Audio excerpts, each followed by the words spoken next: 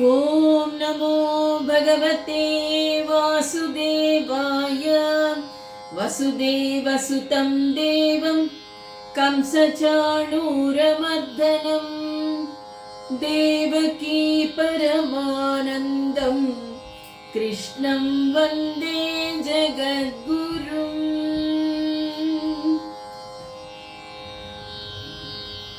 ఇహ పర సాధన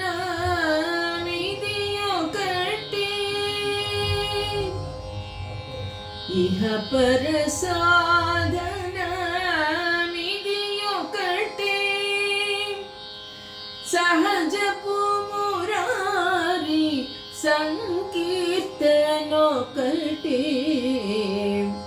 ఇహ పర సాధనమిది ఒకటే, సహజపు మురారి సంకీర్తనొకటే. ఇహ పర సాధన మిది ఒకటే, చింతాతిమిరము చెరిచెడి సూర్యుడు, చింతాతిమిరము చెరిచెడి సూర్యుడు, అంతట దరిద్ర హతపు నిధానము, చింతాతిమిరము చెరిచెడి సూర్యుడు, అంతట దరిద్ర హతపు నిధానము, వింత భరణ భయ వినాశ మంత్రము, వింత మరణ భయ వినాశ మంత్రము, మంతుకు హరినామం విధి ఒకటే, మంతుకు హరినామం విధి ఒకటే. ఇహ పర సాధన మిది ఒకటే, సహజపు మురారి సంకీర్తనొకటే.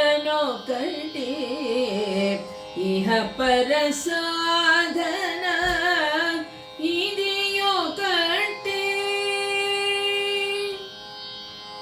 ఆత్మబంధువులారా, భగవద్భక్తులారా, అన్నమయ్య రాసినటువంటి ఈ పరమ పవిత్రమైనటువంటి కీర్తనలో ఇహ పర సాధనమిది ఒకటే, సహజపు మురారి సంకీర్తన ఒకటే.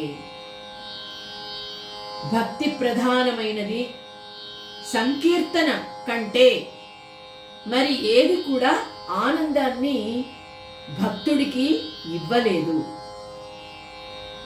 సహజపు మురారి సంకీర్తన ఒకటే, అదే అన్నిటికంటే మించినటువంటి సాధన. ఏ పని చేస్తున్నా ఏం చేస్తున్నా మనము ఆయన సంకీర్తన చేస్తూ ఆత్మానందాన్ని పొందడమే. చింతాతిమిరము చెరచెడి సూర్యుడు, ఈ చింత, ఈ ఆలోచనలు, ఈ ఆందోళన, బాధలు, ఇవన్నీ కూడా చింతాతిమిరము, చీకటి. మనం చెప్పుకున్నాం కదా, తమో గుణంలో అన్నీ ఉంటాయి. అశాంతి, ఆందోళన, దుఃఖము. ఈ చింతా తిమిరాన్ని చెరిచే సూర్యుడు ఎవరు? ఆ స్వామి యొక్క సంకీర్తన. ఎప్పుడు కూడా ఆయనను తలుచుకుంటూ ఉండడమే, ఆధ్యాత్మిక ఆనందంలో ఉండడమే. అంతట దరిద్ర హతపు నిధానము. ఇక్కడ ఈ ప్రపంచంలో సంపద ఒక్కటే కాదు సౌభాగ్యాన్ని ఇచ్చేది. అన్నీ ఉన్నటువంటి వాడు ఎవరు అంటే ఎప్పుడూ ఆనందంగా ఉండేటువంటి వాడు, అతడే ఐశ్వర్యవంతుడు. అంతట దరిద్ర హతపు నిధానము అంటే దరిద్రాన్ని నాశనం చేసేటువంటి సంపద ఎవరు అంటే ఆ స్వామి యొక్క సంకీర్తనే. ఆయనను గురించి పాడుకుంటూ, ఆయనను గురించి వింటూ, కథలు వింటూ, ఆత్మానందాన్ని పొందితే అంతకంటే నిజమైనటువంటి శాశ్వతమైన సంపద ఎక్కడా లేదు.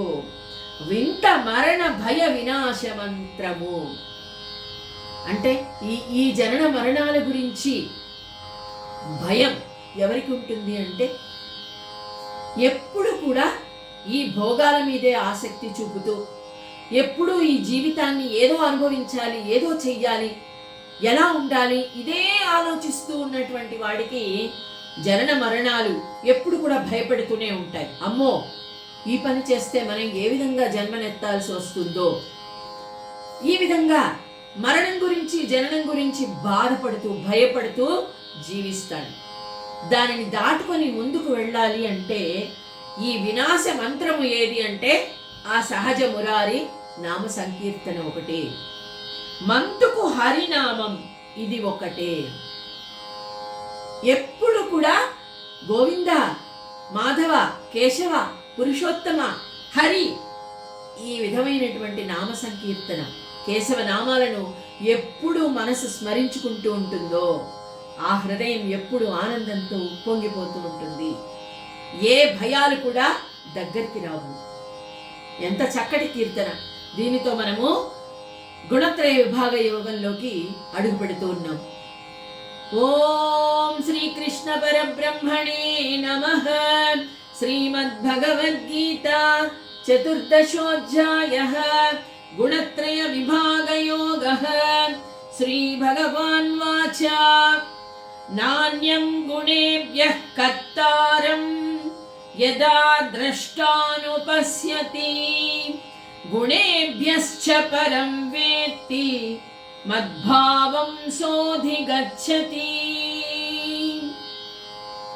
ఇంతవరకు ఆ పరమాత్మ మనకు ఈ సత్వ రజస్తమో గుణాల వల్ల మానవుడికి కలిగేటువంటి లక్షణాలు, స్వభావం ఎలా ఉంటుంది, మనం ఎలాగా కర్మలు నిర్వర్తిస్తాము అనేది చెప్పడం జరిగింది.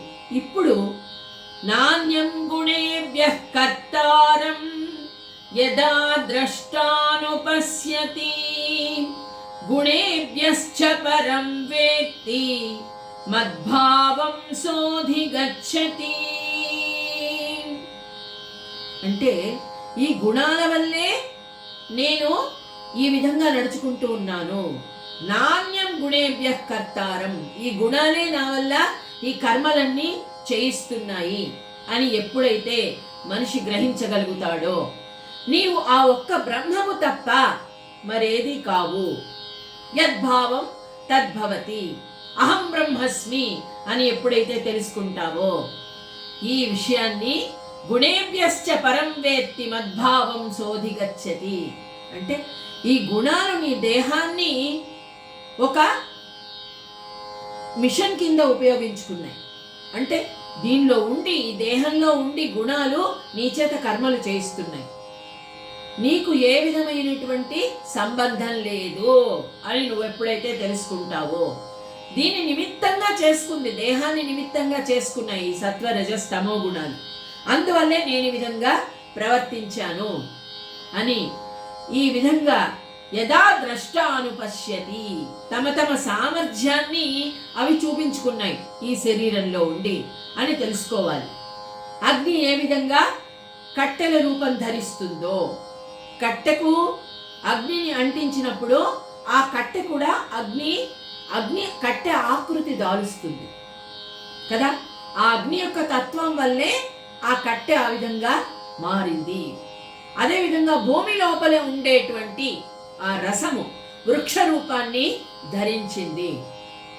సారం, భూమిలో ఉన్నటువంటి సారము వృక్ష రూపాన్ని ధరించింది. అదేవిధంగా పాలు పెరుగు రూపంలో ఏ విధంగా మారిపోతున్నాయి అంటే, ఆ పాలు మనము తోడు పెట్టినప్పుడు పెరుగుగా మారుతుంది. ఆ పెరుగే దాని నుండి మనము వెన్న తీస్తున్నాం. వెన్నను వెచ్చబెట్టినప్పుడు నెయ్యి వస్తోంది. అంటే నెయ్యి వచ్చిన తర్వాత ఇక వెనుకకు మరలి చూస్తాడా? చూసుకోడు. జ్ఞానం అనేది నెయ్యితో సమానం. అది ఏ విధంగా వచ్చింది, ఏం చేశాము అంటే, ఈ దేహమా, దీనికి ఏది కారణము గుణాలు కారణమా అన్నటువంటిది పూర్తిగా అవసరం లేదు. ద్రష్టానుపశ్యతి, చూస్తూ ఉంటాడంతే సాక్షి రూపంగా ఆత్మజ్ఞానం లభించిన తరువాత. అదేవిధంగా మాధుర్యము చెరుకును నిమిత్తంగా చేసుకుని చెరుకు రూపంలో ప్రకటితమవుతుంది. అంతే కదా, చెరుకులో రసం ఉంటేనే, ఆ మాధుర్యం ఉంటేనే చెరుకు రూపంగా మనకు కనిపిస్తుంది. దాన్ని, ఆ రసాన్నంతా తీసివేసిన తర్వాత అది ఒట్టి పిప్పి మాత్రమే కదా. ఆ చెరుకు రసం వల్లే చెరుకు ఆకృతిని ధరించింది. అయితే ఈ త్రిగుణాలు కూడా అంతఃకరణంలో కూడి ఉన్నవై ఈ శరీరాన్ని ధరిస్తూ ఉన్నాయి. సత్వరజస్తమో గుణాల వల్ల, పూర్వజన్మ చేసుకున్నటువంటి కర్మల వల్ల జీవుడు తన ఆకారాన్ని ధరిస్తూ ఉన్నాడు. అంతే కదా, దానివల్ల కర్మలు నిర్వర్తిస్తూ ఉంది ఈ శరీరం. ఆత్మకు ఏది కూడా అంటదో. అర్జున, ఈ త్రిగుణములకు శరీరంతో గల సంబంధం వలన జీవాత్మకు గల సహజ స్వతంత్రత్వం ఏమాత్రము కూడా చెడదు. జీవాత్మకు సంబంధం లేదు, ఈ శరీరంతోనే సంబంధము. ఈ శరీరంలో ఉన్నాయి కాబట్టి ఆ గుణాలు, త్రిగుణాలు ఆ కర్మలో చేయిస్తూ ఉన్నాయి. అదేవిధంగా సంచితము, ఆగామము మనం చేసుకుంటున్నటువంటి ఇప్పుడు కర్మ, ఈ కర్మలన్నీ కూడా త్రిగుణాల వల్లే. జీవాత్మకు ఎటువంటి సంబంధము లేదు. ఆత్మతత్వమునందు ఏ విధమైనటువంటి ఆత్మ న్యూనత రాదు. అంటే ఆత్మకు ఏ విధంగా సంబంధం లేదు. ఇది అయ్యో నేను ఈ విధంగా చేయవలసి వచ్చిందే, అయ్యో నాకు ఈ విధమైనటువంటి బాధ కలిగిందే అని ఆత్మ న్యూనత ఆత్మకు రానే రాదు. ఈ గుణములనేటువంటి చిక్కు ఉన్నప్పటికీ కూడా జీవాత్మకు ఏ విధంగా సహజంగా ముక్తి లభిస్తుందో మనము చూసినట్లయితే, అర్జున, జీవుడికి ఆత్మబోధ కలిగినప్పుడు ఈ సంగతి తెలుసుకుంటాడు. నిద్రలో ఉన్నంతసేపు తానే అన్ని అనుకుంటుంది కదా. నేను ఈ పని చేస్తున్నాను, గొప్ప గొప్ప పర్వతాలు ఎక్కినట్లు, లేదా నేను ఒక రాజును, నేను ఒక రాణిని, ఏ విధమైన భావాలు కలుగుతాయి, రకరకాలైన భావాలు మనకు స్వప్నంలో కలుగుతాయి. కానీ మెలకు వచ్చిన తరువాత నిజమేంటో సత్యమేంటో తెలుస్తుంది. అదేవిధంగా ఈ ఆత్మ శరీరాన్ని ధరించినప్పుడు గుణములతో చేరి ఆ విధంగా ప్రవర్తిస్తుంది. వాడు మంచివాడు అనుకోండి, సత్వగుణంతోనే వచ్చాడు, జన్మ ఎత్తాడు. మనం చెప్పుకున్నాం కదా, పూర్వజన్మలో మంచి కర్మ చేస్తే ఆ కర్మల వల్ల మంచి జన్మ లభిస్తుంది అని కదా. అప్పుడు ఆ సత్వగుణం వల్ల లభించినటువంటి ఆ ఆత్మ శరీరాన్ని ధరించినప్పుడు మంచి పనులే చేస్తుంది. కానీ గుణాల వల్ల చేస్తుంది, ఆ సత్వగుణం మళ్ళీ కూడా ఆ జన్మలో ఉంటుంది అంతే. కానీ ఆత్మకు ఏ విధమైన సంబంధము లేదు. అదేవిధంగా ఇక్కడ ఒడ్డున కూర్చొని మనము నీళ్లను చూసినప్పుడు గాలి ఎక్కువగా వీచినట్లయితే అవి కదులుతున్నట్లుగా కనిపిస్తుంది, గాలి లేనప్పుడు ప్రశాంతంగా కనిపిస్తుంది. మనం నీళ్లలో ఉన్నప్పుడు మనం కూడా ఊగుతూనే ఉంటాం. అదేవిధంగా అజ్ఞానంలో పడి కొట్టుకుంటున్నప్పుడు మనకు ఏ విధంగా బయటపడాలి, ఒడ్డుకు ఏ విధంగా రావాలి అనేది ఇంతకు ముందు చెప్పుకున్నాం. అదే సహజమగు హరినామ సంకీర్తనమే. ఆయన సంకీర్తన చేసుకుంటూ ఆధ్యాత్మికతలో ఉంటూ సత్వగుణంతో ఉన్నప్పుడు నిజమైన జ్ఞానం లభిస్తుంది. జ్ఞానం లభించినప్పుడు ఒడ్డుకొచ్చి కూర్చున్నట్లయితే అన్ని సాక్షిభూతంగా మనం కనిపిస్తూ ఉంటాయి, చూస్తూ ఉండాలి అంతే. మనకు దీనికి ఏ విధమైన సంబంధం లేదు. ఏ విధమైన బాధ రాని, ఏ విధమైన బంధాలు కూడా ఏమీ చెయ్యలేవు. నిజమైన జ్ఞాని, ఆత్మజ్ఞాని ఆ విధంగా ఉంటాడు, సాక్షిభూతుడుగా ఉంటాడు, చూస్తూ ఉంటాడంతే. తనకి ఏది సంబంధమో లేదు, తామరాకు మీద నీటి బొట్టులాగా. అదేవిధంగా ఇక్కడ మన చేతిలో ఒక అద్దం ఉందనుకోండి, అద్దం జారి కింద పడిపోయింది. అద్దం ఉన్నంత వరకు మన ప్రతిబింబం అద్దంలో చూసుకుంటూ ఉంటాం. ఇక అద్దమే పగిలిపోయింది అనుకోండి కింద పడి, ఇక ప్రతిబింబంతో అవసరం లేదు మనకి కదా. అంటే ఇక్కడ ఆత్మజ్ఞానము, ఆత్మసాక్షి మనము మేల్కొల్పిన తరువాత ఆత్మ వివేకం, ఆత్మానాత్మ వివేకము అంటారు. ఆ వివేకం కలిగిన తరువాత, ఆత్మ విచక్షణ కలిగిన తరువాత ఇక ఎవరి గురించినటువంటి ఆలోచన ఉండదు, బాధలు ఉండవు, ఇక ఏ విధమైనటువంటి సంబంధము ఎవరితో కూడా ఉండదు. అదే ఇక్కడ చెప్తూ ఉన్నాడు. ఇక్కడ గుణేభ్యశ్చ పరం వేత్తి మద్భావం సోధిగచ్చతి. ఇక్కడ ఒక్క విషయం గుర్తుపెట్టుకోవాలి. ఈ త్రిగుణాలందు ఉండి కూడా వాటికి భిన్నంగా స్వయం సిద్ధమైనటువంటి ఆత్మతత్వము అది తెలుసుకోగలుగుతాడు మనిషి. అహం బ్రహ్మస్మి, నేను ఆ పరమాత్మ అంటే ఆత్మ పరమాత్మలో లీనమైపోయింది, నేను వేరే కాదు. అహం బ్రహ్మస్మి, నేను ఆ పరబ్రహ్మ స్వరూపాన్ని, ఏకత్రితమైపోయింది. ఇప్పుడు వేరే భేదాలనేవి ఉండనే ఉండవు. అప్పుడు ఏమంటాడు? నేను కేవలం సాక్షిని, ఈ మూలపీఠం మీద కూర్చున్నాను, ఈ శరీరంలో ఉన్నాను, ఈ శరీరం నాది కాదు. ఈ గుణాలు కూడా పూర్వ కర్మల వల్ల వచ్చినవే, నాకు సంబంధము లేదు. నేను కర్మ సాక్షిని అంతే, కర్మతో నాకు సంబంధం లేదు. కర్మ సాక్షి, నేనేం చేస్తున్నాను చూస్తూ ఉన్నాను అంతే. ఈ గుణాలే ఈ కర్మ వ్యూహాన్ని రచిస్తాయి అంతే, నాకు సంబంధం లేదు. సత్వ రజస్తమో గుణాల గల భిన్న భిన్న లక్షణాలతో కూడినటువంటి కర్మ వ్యాపకత్వము కూడా ఆత్మతత్వం ముందు ఆగిపోతుంది, నాకు సంబంధమే లేదు. ఇక సరిగ్గా ఇదే విధమున వనమున కాన్పించు వనశోభకంతకు మూల కారణము వసంతమైనట్టులా, వసంత ఋతువు వచ్చినప్పుడు అన్నీ కూడా పుష్పిస్తాయి, ఆకులన్నీ పచ్చగా కనపడతాయి ఆ ఋతువు వల్ల. మళ్ళీ ఋతువు మారిపోయిందనుకోండి, ఋతు ధర్మము మారిపోతే అన్నీ మారిపోతాయి. ఎండాకాలం వచ్చింది, అన్నీ కూడా వాడిపోవలసిందే, అంతే కదా, అది ఋతు ప్రభావం. ఆ విధంగా నక్షత్రాలు ముందుగా కాంతి విహీనమైపోయి కాన్పించిన తర్వాత అదృశ్యమగు రీతిని, ఆకాశము చాలా అంటే స్వచ్ఛంగా ఉంది, అప్పుడు మేఘాలు లేవు, అప్పుడు నక్షత్రాలన్నీ కూడా కాంతివంతంగా కనిపిస్తాయి కదా.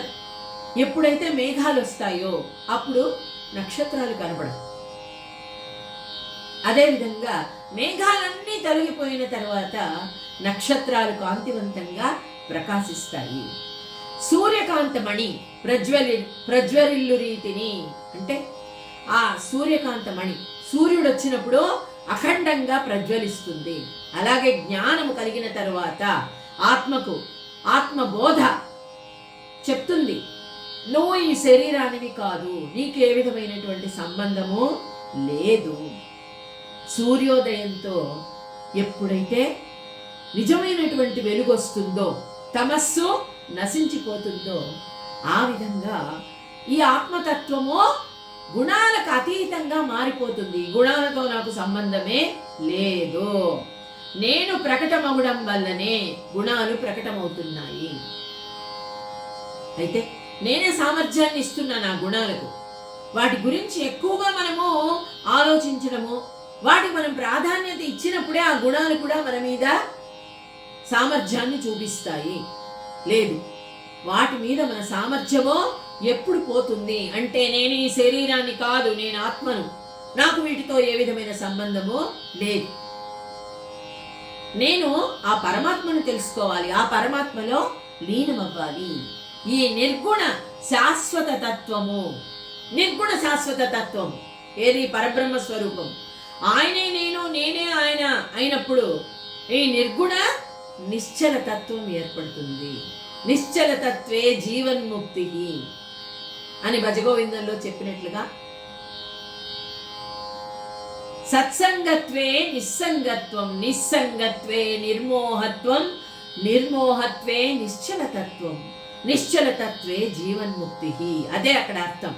నిర్మోహత్వం, ఎందుకు నేను ఈ శరీరమే నాది కానప్పుడు వీరంతా ఎవరు? వీటి మీద నేను ఎందుకు, ఈ గుణాలను ఎందుకు నేను వృద్ధిపరచుకోవాలి? నాకెందుకు మోహము? ఆ మోహాన్ని నశింపజేసుకున్నప్పుడు నిశ్చల తత్వము వస్తుంది. ఆ నిశ్చల తత్వమే జీవన్ముక్తి. ఇక్కడ ఉన్నప్పుడే ముక్తి, ఎక్కడో లేదు. అది గుణానేతానతీత్య త్రీందేహి దేహ సముద్భవాన్ జన్మ మృత్యు జరా దుఃఖైః విముక్తో అమృతమశ్నుతే. గుణాన్యేతాన్ అతీత్యః, గుణాలకు అతీతంగా అతిక్రమించినటువంటి పురుషుడు ఈ స్వతంత్ర తత్వాన్ని పూర్తిగా నేర్చుకుంటాడు. గుణాలకు అతీతుడు అవ్వాలి, ఆయన గుణాతీతుడు. మనం కూడా గుణాతీతంగా మారిపోవాలి అంటే ఆత్మతత్వాన్ని జీర్ణించుకోవాలి. అప్పుడు అతని మీద జ్ఞాన ముద్ర చక్కగా పడుతుంది. త్రిందేహి దేహ సముద్భవాన్, ఈ 3 గుణాలు ఉన్నా కూడా సత్వరజస్తమో గుణాలను అధిగమించుతాడు. అయితే అర్జున, నది సముద్రంతో కలిసినప్పుడు ఏమవుతుంది? సముద్రంగానే మారిపోతుంది. ఎన్నో నదులన్నీ కలిసి సముద్రంలో ఐక్యమైపోతాయి చివరికి. అప్పుడు నది వేరే సముద్రం వేరే ఉండదు.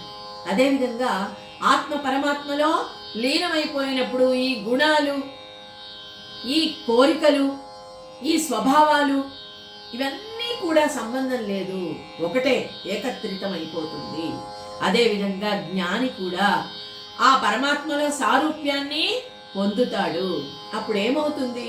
మనం చెప్పుకున్నాం, ఒక నడికా యంత్రం పట్టుకున్నటువంటి చిలుక బోయవానికి చిక్కిపోతానేమో అని ఆలోచించదట, ఇంకా గట్టిగా పట్టుకుంటుందట. అలాగా మనము సంసారాన్ని పట్టుకొని, మోహాన్ని పట్టుకొని బాధపడుతూ ఉన్నాం. కానీ నిజంగా ఆత్మతత్వాన్ని తెలుసుకున్న తర్వాత ఏ విధంగా నడికా యంత్రాన్ని వదిలివేసి చిలుక ఎగిరి చెట్టు మీద కూర్చుంటుందట. వీడు బోయవాడు, నన్ను పట్టుకోవడానికి వచ్చాడు, నేను తప్పించుకోవాలి అని జ్ఞానాన్ని అలవర్చుకుంటుంది. అదే ఆత్మజ్ఞానం. అది తెలుసుకున్న తర్వాత చూడండి, ఆ విధంగా చూడండి, అహంతత్వస్థితుడగును అర్జున. జన్మ మృత్యు జరా దుఃఖై విముక్తో అమృతమశ్నుతే. అహం బ్రహ్మస్మి అనే మూలతత్వము ఏర్పడుతుంది. ఇంతవరకు అజ్ఞాన నిద్రలో ఉన్నాను, నేను గుర్రు పట్టి నిద్రపోతున్నాను, ఇప్పుడే నాకు మెలకు వచ్చింది, ఆత్మస్వరూప ప్రాప్తి లభించింది అనుకుంటాడు. అంతేకాదు, ఇప్పుడు ఇక వర్ష ఋతువు చివర మేఘాలు ఆకాశంలో ఏ విధంగా లీనమవుతాయో జీవాత్మ కూడా బ్రహ్మతత్వంలో లీనమైపోతుంది. అదేవిధంగా బ్రహ్మభావం ప్రాప్తించిన తరువాత ఈ దేహాంతము వరకు కూడా ఈ శరీరంలో ఉన్నప్పటికీ కూడా దీనివల్ల జనించేటువంటి గుణాలు ఏమీ చెయ్యలేవు. గాజు లేదా అబ్రకపు ఆచ్ఛాదన వలన దీప ప్రకాశము ఎన్నటికీ అడ్డగింపబడదు కదా. మనము గ్రహణం పట్టినప్పుడు ఒక గాజు ముక్కను అడ్డం పెట్టి చూడకుండా దాన్ని మధ్యలో నుంచి చూస్తాం, కానీ అంత మాత్రం చేత సూర్యుడి వెలుగు ఎక్కడికి పోదు. అదేవిధంగా ఇక్కడ సముద్ర జలం వలన బడబాగ్ని చల్లారిపోని రీతిని, సముద్ర జలం లోపల ఉంటుంది బడబాగ్ని, అది ఎప్పుడు కూడా చల్లారదు. ఎంత జలం ఉన్నప్పటికీ లోపల సముద్రంలో బడబాగ్ని ఆ విధంగానే ఉంటుందట. ఆ విధంగా ఈ గుణ సంచారం వలన ఎన్ని గుణాలు వచ్చినప్పటికీ జీవబోధ, ఆత్మబోధ లభించిన తరువాత ఆత్మజ్ఞానికి ఇక మలినం ఎప్పుడు కూడా అంటదు. చూడండి, ఒక రాయిని రాసి రాసి రాసి మనము ఎంతో కష్టపడిన తర్వాత అది ఒక వజ్రంలాగా మారిపోతుంది కదా. వజ్రం మళ్ళీ రాయిగా మారుతుందా? మారదు, మారదు. ఎన్నో కఠినమైనటువంటి సమస్యలను ఎదుర్కొని దోషాల నుండి బయటపడి ఆత్మబోధ కలిగిన తరువాత నేను ఈ శరీరాన్ని కాదు, నాకేది అంటదు అని తెలుసుకున్న తర్వాత మళ్ళీ మొదటికి వెళ్ళడు. అది జన్మ మృత్యు జర ఇవన్నీ కూడా భయపడేది మామూలు మనుషులు. అమ్మో మళ్ళా జన్మ, కానీ జన్మ ఎత్తకూడదు మనము అంటే మంచి కర్మలు చెయ్యి, పాపాలు చేయకూడదు అన్నటువంటి స్పృహ ఉండాలి. మళ్ళీ మళ్ళీ మనము చేయకూడదు. తొల్లిటి కర్మము దొంతులనుండగా చెన్నబోయిక చేసేదా అని అన్నమయ్య రాశాడు. తొల్లిటి కర్మము దొంతులనుండగా, దొంతులుగా పెరిగిపోతోంది మనం చేసుకున్నటువంటి కర్మ సంచితం. కానీ దాన్ని పెంచుకోవడానికి ప్రయత్నం చెయ్యొద్దు, దయచేసి తగ్గించుకోవడానికి ప్రయత్నం చేయి. అలాగే కర్మ శేషం లేకుండా అనుభవించాలి, అప్పుడే మంచి జన్మ లభిస్తుంది. దానికే ఇక్కడ చెప్తూ ఉన్నాడు. ఇక్కడ చూడండి, ఆకాశంలో చంద్రుడు జలంలో ప్రతిబింబిస్తున్నప్పటికీ ఇప్పుడు కూడా లిప్తుడు కాకుండా మునిగిపోతాడా? అక్కడ బింబం ఇక్కడ కనిపిస్తూ ఉంటుంది అంతే. అంతేకాని నీటిలో మునిగిపోడు కదా చంద్రుడు. సూర్యుడు కూడా అంతే, దేహంలో ఉంటాడు. కానీ దేహ ధర్మాలు అంటావు అంటే ఎవరైనా తిడితే వెంటనే కోపగించుకోవడం, వాళ్లను నిందించడం, లేదా వాడేదో తనకు అపకారం చేస్తే అపకారికి ఉపకారము నెపమెన్నక చేయువాడు నేర్పరి సుమతి. అపకారం చేసిన వాడికి కూడా ఉపకారం చేసేవాడే నిజమైనటువంటి నేర్పరి, అంటే మంచివాడు, పుణ్యాత్ముడు. ఎలా వస్తుంది అలాంటి బుద్ధి? సాధన వల్లే వస్తుంది. త్రిగుణాలు తమ తమ సామర్థ్యం వలన ఈ శరీరం అనేటువంటి కపట రూపాన్ని ధరించి ఆడిస్తూ ఉన్నాయి, అంతే కదా. తమ పూర్వ జన్మ చేసుకున్నటువంటి కర్మలు మనతో వస్తాయి. డబ్బు రాదు, సంపద రాదు, అందుకనే మేలుకో అని మనిషికి చెప్పాలి. మన ఎంత సంపద ఉన్నా సరే వీటిని పెంచుకోవాలని ప్రయత్నం చేస్తాం మనం, అంతేగాని మంచి గుణాలే మనతో వస్తాయి, మంచి కర్మలే మంచి జన్మనిస్తాయి. వాటి సామర్థ్యము వలననే మనకు అనేకమైనటువంటి కర్మలు మళ్ళీ కూడా మనల్ని వెంటాడి వస్తూ ఉన్నాయి. కానీ జ్ఞాని అయినటువంటి పురుషుడు ఎప్పుడు కూడా అహం బ్రహ్మస్మి అనే భావాన్ని క్షణం సేపైనా కూడా తన నుండి దూరం చేయడు. నిజంగా తెలుసుకున్నటువంటి వాడు. పాము ఏం చేస్తుంది?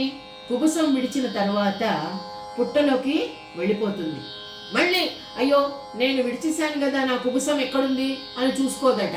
అదేవిధంగా కోపాన్ని, ఈర్ష్యను, అసూయను, ద్వేషాన్ని ఇవన్నీ విడిచిపెట్టి జ్ఞానైన తర్వాత మళ్ళీ వెనక్కు వెళ్ళమన్నా వెళ్ళడు. ఒక కమలం వికసించిందనుకోండి, దాని సుగంధము నలువైపులా ప్రసరిస్తుంది. మళ్ళీ ఆ సుగంధం మళ్ళీ ఆ కమలంలోకి వెళుతుందా? వెళ్ళదు. జ్ఞాని కూడా అంతే. తన ఆత్మ జ్ఞానాన్ని నలువైపులా ప్రసరిస్తాడు. తనకే కాదు, అందరికీ కూడా పంచుతాడు.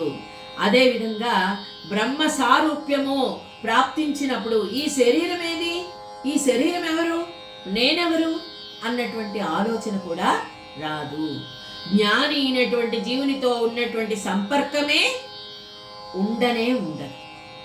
చూడండి, ఒక కుండ బద్దలై చిన్న చిన్న ముక్కలుగా విడిపోయింది. మట్టి మట్టిలో కలిసిపోయిన తర్వాత గాలి గాలిలో కలిసిపోయింది. పంచభూతాలు అంటాం కదా మనం. చూడండి, దాన్ని కష్టపడి మనము నీళ్లు పోసి కుండలాగా తయారు చేసాం, ఎండబెట్టాం, ఎక్కడో పెట్టాం దాన్ని. అది పొరపాటున కింద పడి పగిలిపోయింది. మళ్ళీ దాన్ని కుండ రూపానికి తీసుకురాలేము వెంటనే కదా, ముక్కలైపోయిన తర్వాత. అదేవిధంగా ఇక్కడ చూడండి, దేహాభిమానము లోపించి ఆత్మస్వరూప స్మరణము కలిగినప్పుడు ఆత్మ స్వరూపము తప్ప మరింకేది కూడా మిగిలి ఉండదు. ఆత్మస్వరూపాన్ని తెలుసుకుంది, తను తాను తెలుసుకుంది. ఇదంతా భగవద్గీత మొత్తము కూడా నిన్ను నీవు తెలుసుకో, నిన్ను నీవు తెలుసుకో, ఆత్మ బోధ. అదే ఈ అతి శ్రేష్టమైన ఆత్మ బోధతో కూడుకున్నవాడై ఈ శరీరమునందు నివసించు వాడినే గుణాతీతుడంటారు. శరీరాన్ని వదిలిపెట్టుకోవడం కాదు, ఈ శరీరంలో ఉంటూనే నేను ఈ శరీరాన్ని కాదు, నేను ఆత్మను. ఆత్మ తత్వాన్ని నేను జీర్ణించుకున్నాను. ఈ జన్మ నాకు భగవంతుడిచ్చినది. ఈ శరీరం కారణ శరీరము. దీనితో నేను నలుగురికి ఉపయోగపడే పనులు చేస్తేనే నా జన్మ సార్థకమవుతుంది అని ఎవరైతే తెలుసుకుంటారో వాడిని గుణాతీతుడు అంటారు. అయితే మేఘాలు గర్జించి తనను పిలిచినప్పుడు మయూరము ఏ విధంగా ఆనందంగా పురివిప్పుతుందో, ఈ మాటలన్నీ విని భగవానుడి వలన అర్జునుడి మనస్సు ఉప్పొంగిపోయిందట. చూడండి, ఇంత చక్కగా వివరించి గుణాల గురించి, జన్మ గురించి, నిన్ను నీవు మార్చుకో అర్జున, నిన్ను నీవు చక్కగా చూపించుకో, నీ స్వరూపాన్ని, ఆత్మస్వరూపాన్ని తెలుసుకో అని చక్కగా వివరించి చెప్పినటువంటి భగవానుడి పలుకులు ఎలా ఉన్నాయంటే, చక్కటి వర్షం కురిసినప్పుడు నెమలి ఏ విధంగా పురివిప్పి ఆడుతుందో ఆ విధంగా అర్జునుడి మనస్సు పురివిప్పి ఆడుతూ ఉందిట. ఆయన ఏం చెప్పబోతాడో మనము రేపటి రోజున తెలుసుకుందాం. ఓం శ్రీకృష్ణ పరబ్రహ్మణే నమః.